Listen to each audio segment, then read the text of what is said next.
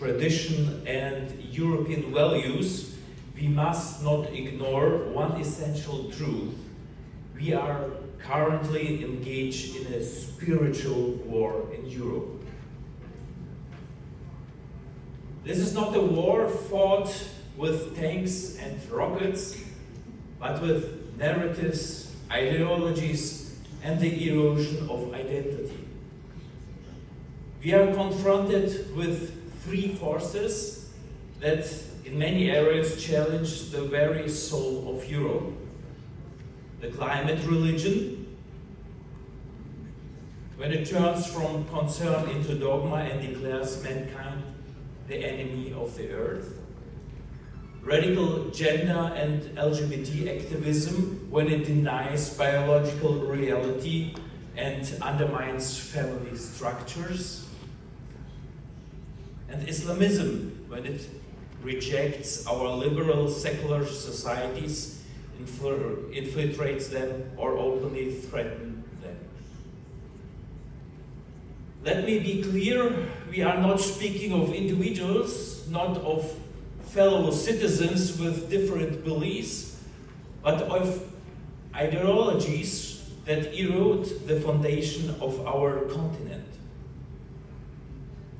Europe is shaped by a Judeo-Christian image of humanity, one that connects freedom with responsibility, dignity with order, and tolerance with truth. If we lose this internal compass, we not only lose our past, we also lose any orientation for the future. As a believing Jew, as a father, and as a European who deeply believes that our civilization can only survive if we protect our families and preserve our traditions, I do not speak today merely as a representative of religion, but as someone who understands the family is the heart of healthy society. Jewish tradition every week ends with the Shabbat, a sacred time for rest, a day devoted to family, faith, and inner reflection. On this day, families gather, we look each other in the eye, not at screens. We speak about life, not appointments. We pray, we give thanks. So that is not backward, that is spiritual resilience. The family is the place where faith is lived not just in books, but in relationships. The daily Shema Israel affirms, impress these words upon your children and speak of them when you sit at home and when you walk along the road. It's in Deuteronomy chapter 6, verse 7. Parents as teachers, children as heirs of values. This is what our European societies desperately need, a culture of transmission. Our civilization lives not just by law or technology, but by a view of humanity that says God created mankind in his own image.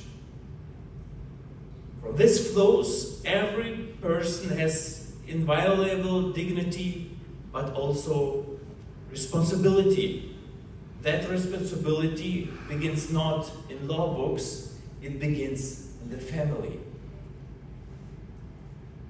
When we speak of true values, we mean loyalty, duty, honor, self-sacrifice, and gratitude. Children don't learn these things through advertising or social media, but at the dinner table, in dialogue, in daily life. That's why it's not a slogan, but a truth. No strong Europe without strong families.